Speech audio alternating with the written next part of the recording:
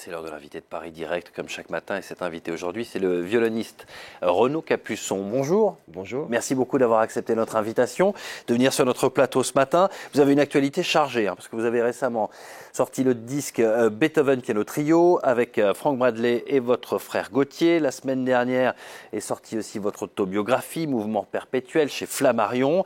D'abord, un mot de l'actualité, justement. On parlait du coronavirus dans le journal et hors antenne, parce que tout récemment, en Suisse, la semaine dernière, vous avez fait vos débuts en tant que chef d'orchestre, en dirigeant l'orchestre de chambre de Lausanne. Alors la particularité de ces deux concerts, c'est que vous avez joué à huis clos en raison des mesures de précaution prises par la Suisse face à l'épidémie de coronavirus Covid-19. Autrement dit, il n'y avait personne dans la salle, pas de public. Pour autant, quand même, cette 7e symphonie inachevée de Schubert, elle a été retransmise chez nos confrères de la RTS, à la radio. Comment ça s'est passé? Qu'est-ce que ça fait de jouer devant une salle vide? Alors, il y avait la radio et la télévision, ça a été aussi capté pour des images et ça a été retransmis. Ah, c'est vrai que c'est très étrange parce qu'on est habitué, bien sûr, à jouer devant un public.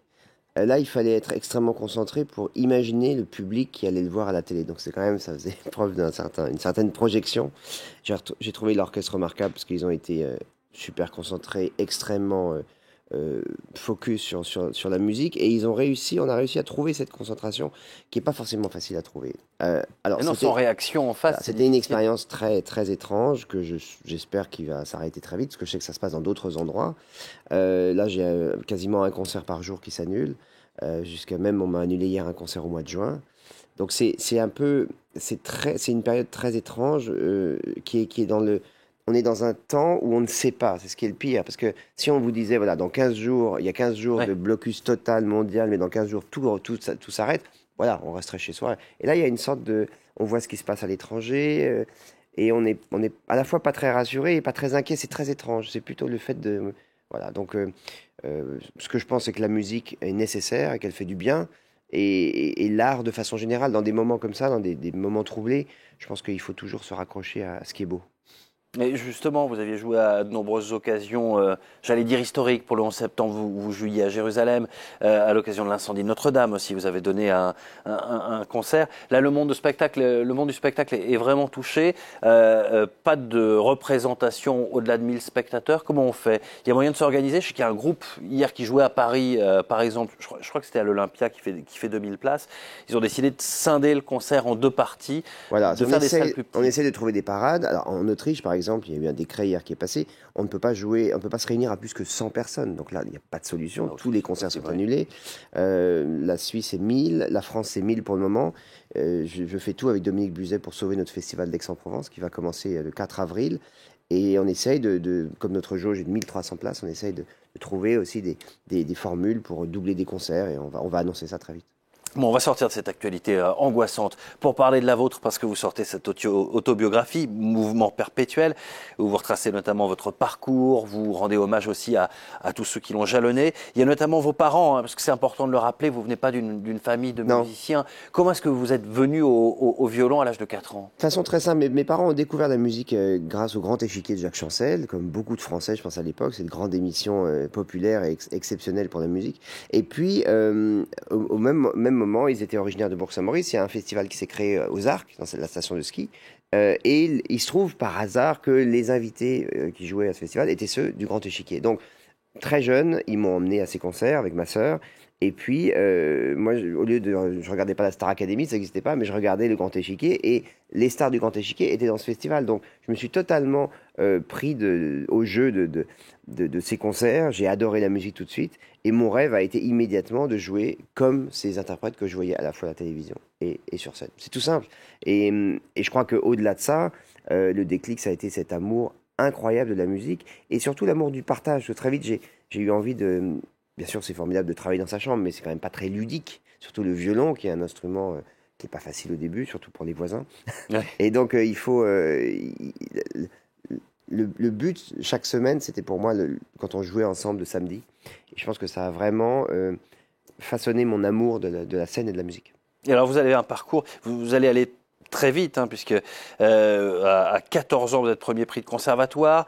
Comment ça se passe une enfance où on écoute Massenet, Gabriel Fauré? Comment est-ce que vous expliquiez à vos petits camarades votre passion? J'ai jamais eu vraiment à l'expliquer, parce que je pense que j'étais tellement passionné moi-même que, alors certainement, Quand j'avais 12, 13, 14 ans, ça pouvait poser quelques questions, mais il n'y avait pas de débat en fait. Ils voyaient que j'étais passionné, donc j'étais plutôt curieux. Mais je jouais aussi au foot, je jouais au tennis, j'avais des potes.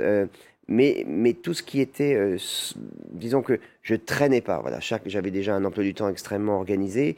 J'ai quitté l'école. Avec des tournées très jeunes. Hein. Oui, mais c'est surtout que j'ai quitté Chambéry pour aller à Paris à 14 ans.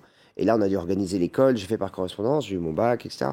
Mais rien d'extraordinaire, c'était simplement une grande organisation, mais qui avait comme fil et comme but ultime, à la fin, de pouvoir être musicien. Donc c'était moi qui le voulais. On parlait de l'exigence dans l'apprentissage du violon. Vraiment pas facile pour un enfant au début, mais cette exigence, elle se poursuit tout au long de la carrière. Vous avez une certaine discipline au quotidien? Je pense qu'on a tous une certaine discipline selon le métier qu'on fait. Moi, je suis tellement admiratif des gens qui se lèvent le matin à 5 heures du matin, qui font 2 heures de trajet. Non, mais on parle toujours des... C'est vrai que c'est impressionnant d'être musicien ou d'être un grand sportif ou un grand chercheur, mais il y a tellement de gens qui font peut-être des métiers moins prestigieux, mais que j'admire profondément. Le savoir-faire d'un artisan. Alors, pour ce qui est d'un musicien, on a cette chance, c'est qu'on est passionné. Et la passion, quand on se réveille le matin, cet amour de la musique, moi, je peux me lever à 5 heures du mat pour prendre un avion. Je suis porté par le concert du soir, je suis porté par l'idée de jouer du Brahms et du Schubert, et c'est une chance incroyable, vraiment. Oui, porté par l'envie. On va regarder, écouter un extrait de ce trio que vous formez avec votre frère Gauthier et Frank Bradley au piano autour de Beethoven.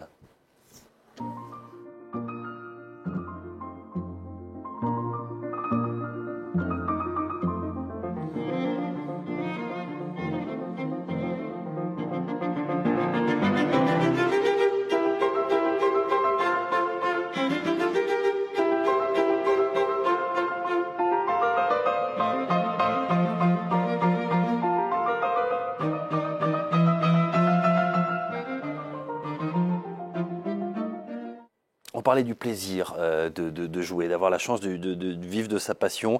Vous avez aussi la chance de pouvoir jouer avec votre frère et puis avec Frank Bradley, pardon pour lui, et la mauvaise prononciation de son nom. Comment ça se passe tous les trois? On sent qu'il y a une certaine osmose, une détente. Oui, bien sûr, moi je joue avec Frank Bradley depuis 20 ans, plus de 20 ans, avec mon frère depuis beaucoup plus longtemps, parce qu'on a commencé à jouer ensemble quand il avait 15 ans. Et moi j'avais 20 ans, donc ça fait aussi de nombreuses années. C'est très fluide, c'est très facile, facile, pas dans le sens facilité, mais dans le sens fluide. Quand vous jouez avec votre frère, il y a une chose naturelle qui est cette espèce de lien du sang, de lien de famille, qui fait que il y a énormément de choses qui sont naturelles, qui sont absolument évidentes dans le jeu. Après, on travaille, bien sûr, on analyse les choses, mais c'est vrai que les répétitions et la façon de travailler est plutôt très agréable. Alors, vous parliez de choses plutôt naturelles, vous aimez bien aussi sortir des sentiers battus. Vous avez joué dans le métro à Paris, par exemple. L'une de vos dernières performances également à Paris, c'est d'utiliser un violon imprimé en 3D. Vous en avez joué récemment au Jardin des Plantes. Racontez-moi d'où vous êtes venu. C'est Dassault Systèmes qui a conçu ce 3D Varius, qui a été imprimé en 3D, m'a proposé de faire ce concert. Alors, j'ai joué une pièce sur ce violon, le reste des pièces sur mon violon. Et je trouve intéressant, je joue un violon de 1737, tout d'un coup on me présente un violon qui a été fait par... Enfin, c'est le violon du 21e siècle, donc on n'est plus du tout dans la lutherie avec du bois, etc. Et ça n'a pas la même résonance. Ça n'a pas la même résonance, c'est un violon qui est électrique d'une certaine façon. Et j'ai trouvé l'expérience intéressante. À partir du moment où il y a de l'excellence, et Dieu sait si Dassault Systèmes est une entreprise d'excellence, je trouve que il faut tenter des expériences. Donc je suis quelqu'un de curieux. Par contre, j'en refuse beaucoup qui ne me paraissent pas être adéquates par rapport à cette excellence et à cette exigence que j'ai par rapport à la musique. Et vous jouez d'un Garnery de 1737, c'est ça? Pourquoi est-ce que les violons anciens ont une certaine sonorité? Pas tous, vous avez des violons anciens qui sonnent pas. Il faut penser que Guarnerius ou Stradivarius ou Amati ou quelques autres étaient des immenses luthiers à l'époque, déjà admirés, et ils avaient des commandes de tous les rois qui étaient alentour. Et donc leur aura et leur notoriété, elle était déjà de leur vivant. Et il se trouve qu'ils étaient des génies, mais comme Dali est un génie, comme Picasso, comme Modigliani, bien sûr qu'il y avait aussi, du temps de ces peintres, ces sculpteurs dont j'ai parlé, il y avait aussi d'autres, mais qui ont disparu complètement de notre imagination. Pourquoi ils sont restés? Parce qu'ils sont meilleurs que les autres. C'est pas plus compliqué que ça. Et il y a des luthiers magnifiques aujourd'hui. Là, demain, je vais voir Charles Coquet, qui est un luthier français, et qui est en train de me faire une copie de mon violon, voilà, qui est en train de travailler à une copie de mon Guarnerius.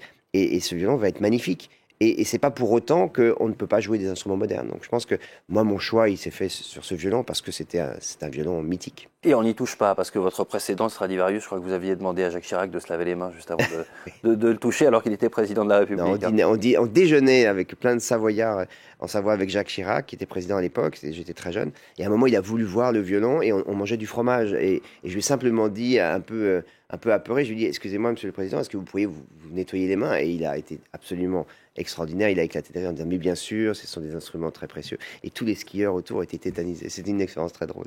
Un dernier mot de l'accessibilité du violon et de la musique classique en général. Comment est-ce qu'on peut faire pour que ce soit accessible à davantage de personnes, que davantage d'enfants puissent... Déjà que les artistes comme moi en parlent de façon décontractée, décomplexée. On a l'impression qu'il y a une frontière. Non, il n'y a pas de frontière. La frontière, elle est inventée ou par nous, les artistes, qui sommes souvent un peu entre nous, ou elle est malheureusement pensée par ce public qui et encore récemment, on me disait, la musique classique, c'est pas pour moi. La musique classique, elle est pour tout le monde. C'est comme si on disait Molière ou Racine ou Hugo, c'est pas pour moi. Non, vous achetez un livre, vous le lisez. C'est absolument accessible à tout le monde. Et je pense que quand on entend Fabrice Lucchini parler de comment il a découvert la littérature, c'est pareil.